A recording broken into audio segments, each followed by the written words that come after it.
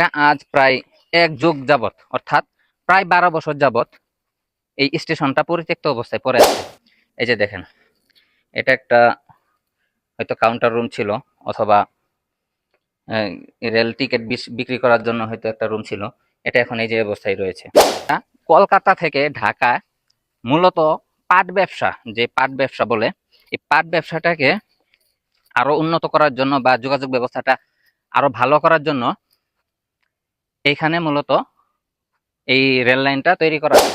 তো এই তো, এই যে স্টেশনটা দেখতে পাচ্ছেন, স্টেশন বলতে রেল লাইনটা দেখা যাচ্ছে, এই দিক দিয়ে এখনো রেল চলাচল।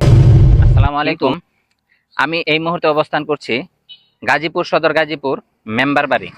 এটা আসলে আপনার গাজীপুরের ভিতরে পড়েছে।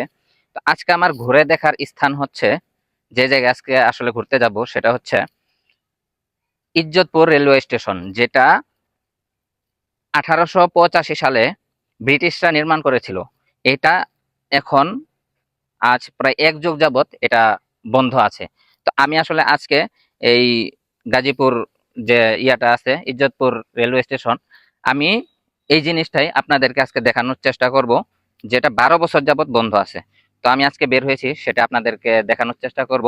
এই মুহূর্তে এই যে আমার কালো ঘোড়া আমার সাথে, আমি রেডি হয়ে আসছি, আপনাদেরকে দেখানোর চেষ্টা করবো ইনশাল্লাহ, সাথেই থাকবেন।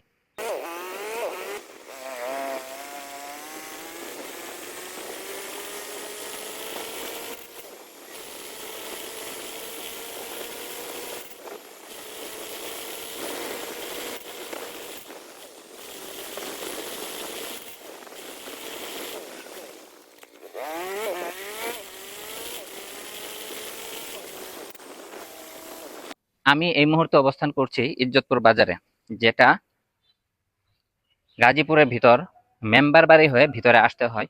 কিন্তু এই আমি যে মুহূর্তে আসছি, এটা এখন এই মুহূর্তে বাজারটা মোটামুটি বন্ধ অবস্থায়।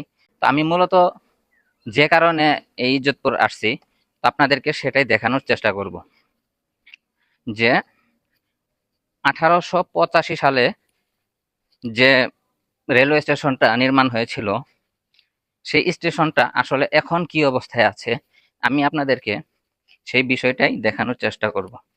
আমাদের সাথে থাকবেন।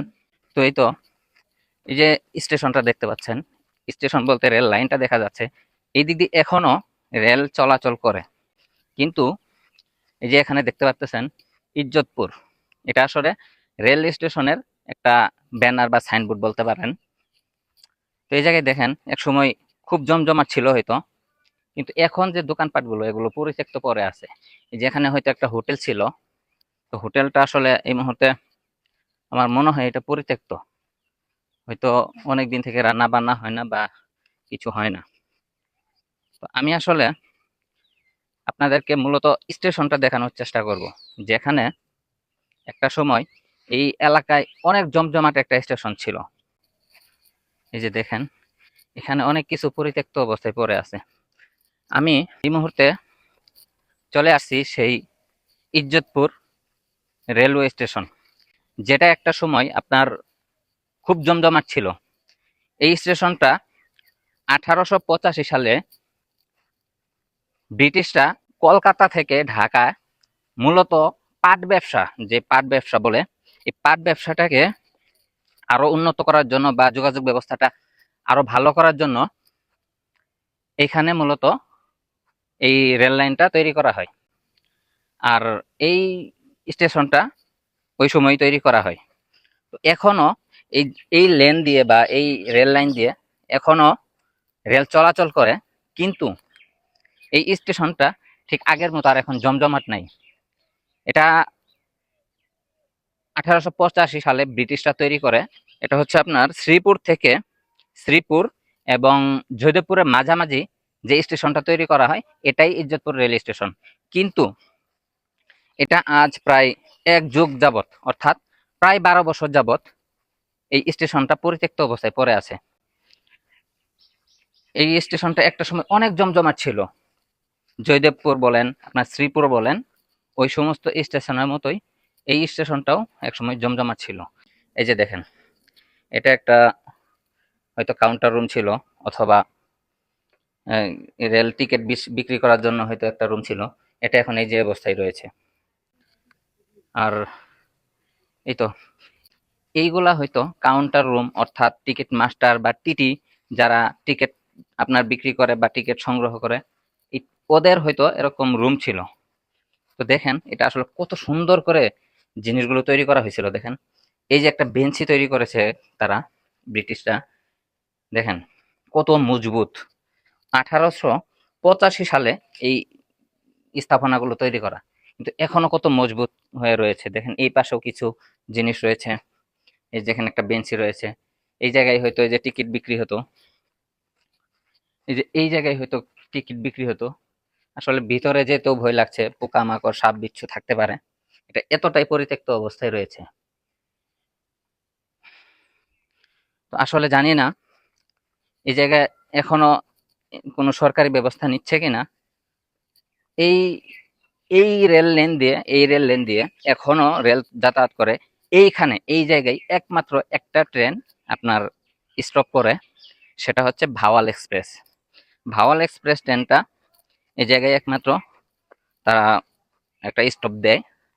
জানি না এটা হয়তো নিয়ম, বা এখানের থেকে হয়তো যাত্রী বা ওরকম কোনো কিছু আসে না। হ্যাঁ, তারপরও তারা হয়তো স্টপ দেয়, আর কোনো রেল এই জায়গায় স্টপ দেয় না। এই জায়গায় দেখেন আরো কিছু স্থাপনা দেওয়া আছে। এই যে এই জায়গা থেকে ওইদিকে দেখা যাচ্ছে, এগুলো সব রেলওয়ে স্টেশনের একটা স্থাপনা ছিল। কিন্তু এখন আমি যতটুকু জেনেছি, 1885 সালে যখন এটা তৈরি হয়, একটা খুব জমজমাট একটা রেলওয়ে স্টেশন ছিল, যেটা শ্রীপুর জয়দেবপুর এখন যেরকম জমজমাট, এই জায়গাটাও এরকম জমজমাট ছিল। কিন্তু এখন আজ প্রায় 1 যুগ যাবত, প্রায় 12 বছরের উপরে এই রেলওয়ে স্টেশনটা বন্ধ আছে। তো এই এলাকার মানুষের সাথে যতটুকু কথা বলে জানতে পেরেছি যে এই রেলওয়ে স্টেশনটা যতদিন চালু ছিল, মানুষজন খুব ভালোভাবে চলতে পেরেছে, আশেপাশে খুব জমজমাট ছিল, ব্যবসা বাণিজ্য ছিল।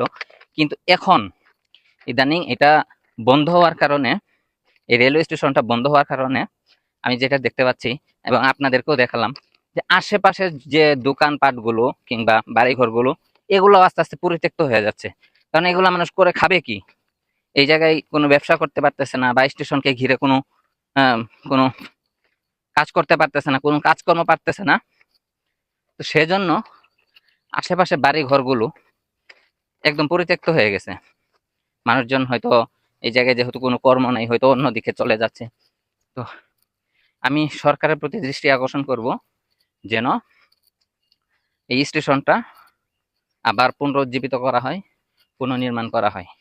আপনাদেরকে যেটা বললাম যে মানুষ এখন এই জায়গায় মানুষগুলো কর্মহীন হয়ে পড়েছে, সেটার প্রমাণ এই যে ঘরগুলো দেখেন, এই রেল স্টেশনের পাশেই এই যে ঘরটা। হ্যাঁ, এই যে ঘরগুলো দেখেন, এগুলো পরিত্যক্ত অবস্থায় পড়ে আছে। একসময় হয়তো এটা খুব জমজমাট ছিল।